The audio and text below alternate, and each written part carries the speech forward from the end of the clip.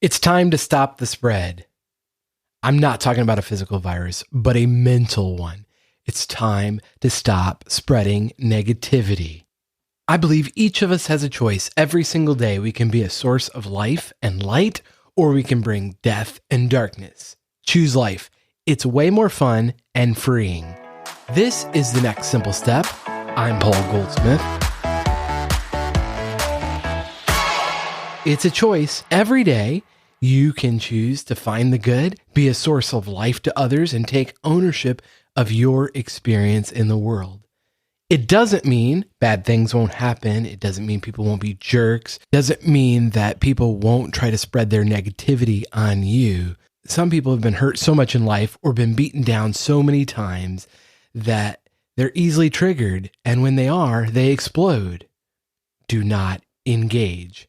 Anger can be a defense mechanism. And when you're facing a life and death situation, anger is a very healthy emotion to focus your energies on getting out of that situation, but it's not a way of being day in and day out. Don't let unhealthy people bring you down.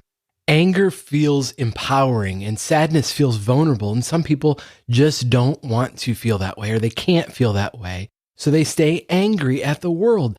That's on them. Your mindset is your property. And if somebody is trying to bring you down with them, that's where healthy boundaries come into place. Let them know that you're not there for that. You're there to help them be healthy and positive. And if they're not up for that, then you have to go your separate ways. That's as simple as that.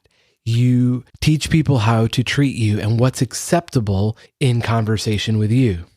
It's interesting. Owning a restaurant is like having a live human laboratory where you can observe in real time the full range of human psychology and emotion and behavior when people are hungry and they're tired and they're in a hurry.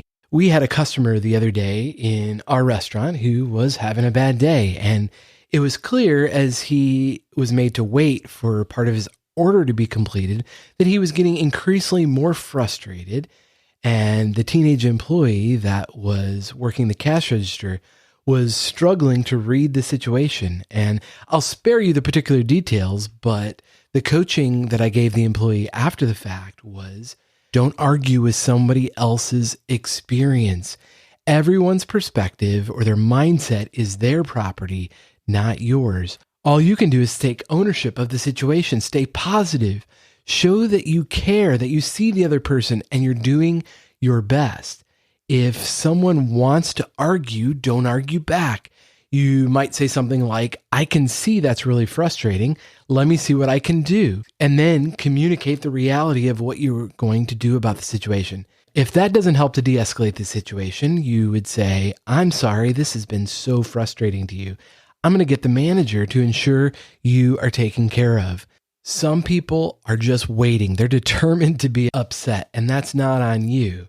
I'm always fascinated at the airport when somebody just goes off on the ticket agent like it's their fault that the flight got canceled or delayed.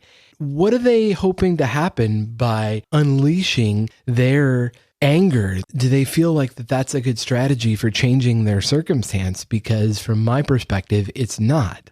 You're much more likely to get somebody to want to help you if you're vulnerable, if you ask for help. There's been several times this week that I was tempted to blame someone else for an issue or a mess that was created. But each time I took a second to stop and think, how can I actually more likely improve this situation? Or how can I learn from it to do better next time, to get a better outcome? And in every circumstance, taking ownership of the situation makes it more likely for the others involved to want to help me fix it. And also provides a learning experience for me to prevent it from happening again another time, because the only one that you can control is yourself. And so if you can learn from a negative experience, you turn it into a positive rather than just blaming somebody else for putting you in that situation or causing that mess. I love the book by Navy SEAL Jocko Willink called Extreme Ownership. That concept just resonates on such a deep level. He demonstrated how he did that as a Navy SEAL where you take full responsibility for everything in your domain, because blaming other people and external circumstances is unproductive. Instead, you take control of the situation and do the best you can.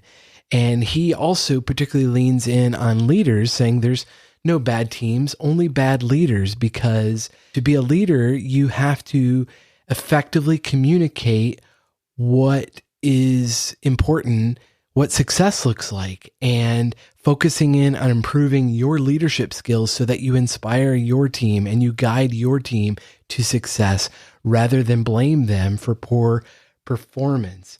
And at the end of the day, it really boils down to checking your ego, because rather than thinking that you've got it all figured out and everybody else is a screw up, you actually realize that you don't have all the information. You never do.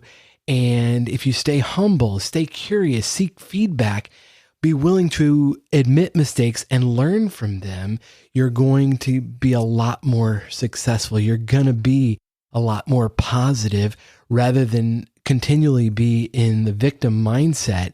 It's hard to feel sorry for yourself when you're taking action, when you're moving forward, when you're doing the best you can. Highly recommend you check out Extreme Ownership, the book. And if I can be a resource to you, be a sounding board, I'd be honored to help. You can reach out at thenextsimplestep.com.